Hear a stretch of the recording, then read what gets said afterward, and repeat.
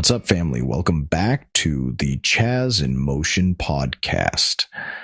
Today, we're diving deep into something that might have happened to you, something that's definitely happened to me, waking up at 3 a.m. for seemingly no reason. Is it a coincidence, or is there something more to it?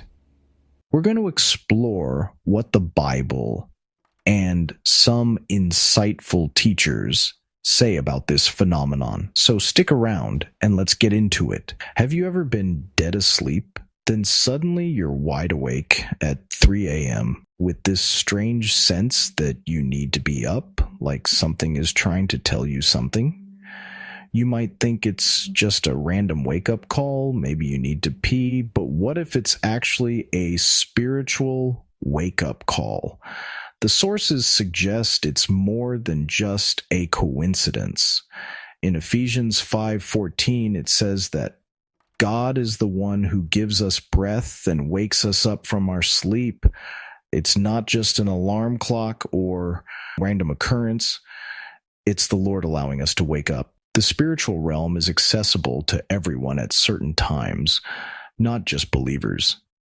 This is why even kings of Egypt could receive messages from God in their dreams. But what does it mean for us when we wake up at 3 a.m.? It is important to know that all dreams come from God. However, there is a difference between a dream and a nightmare. A nightmare is when your spirit has left your body and is attacked.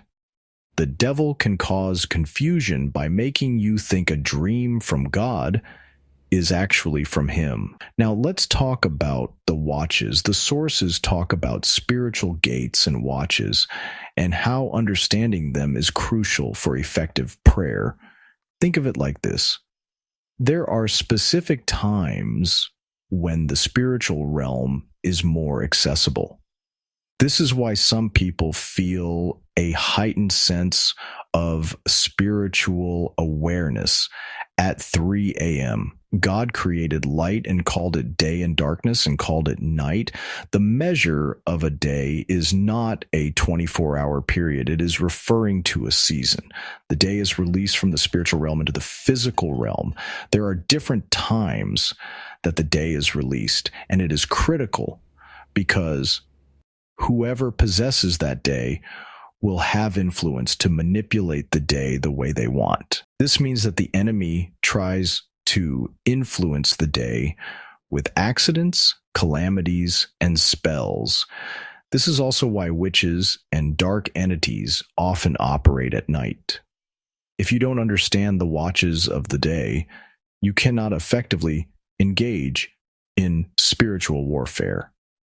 When we are unaware, we allow witches and spiritual forces to dictate our lives in our sleep, stealing our destiny, stars, and blessings.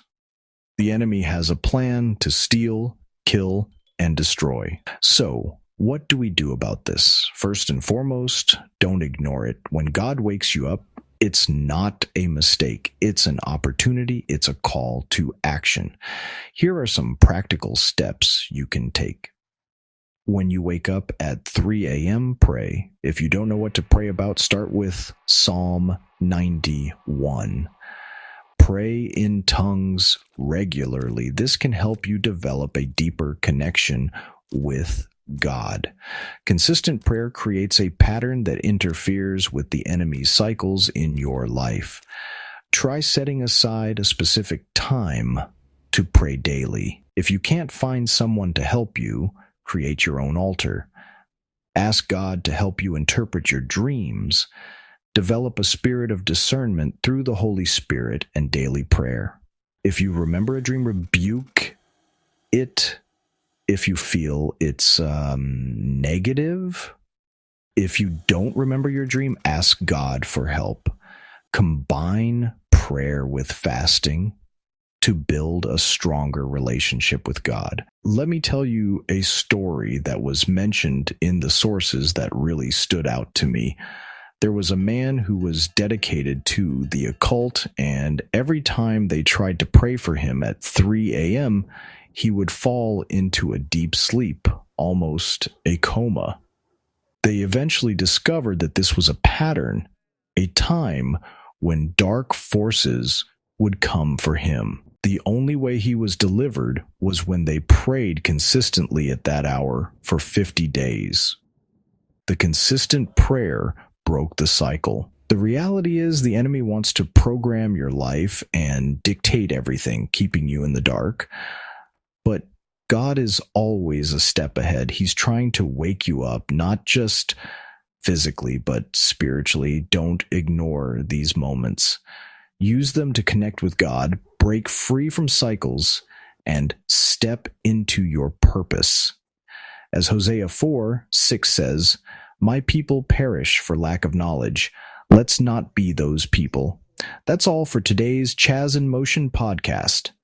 If this message has blessed you, please give this video a like, share it with someone who needs to hear it, and subscribe for more weekly content. Let me know in the comments, have you had experiences waking up at 3 a.m., and how did you handle it?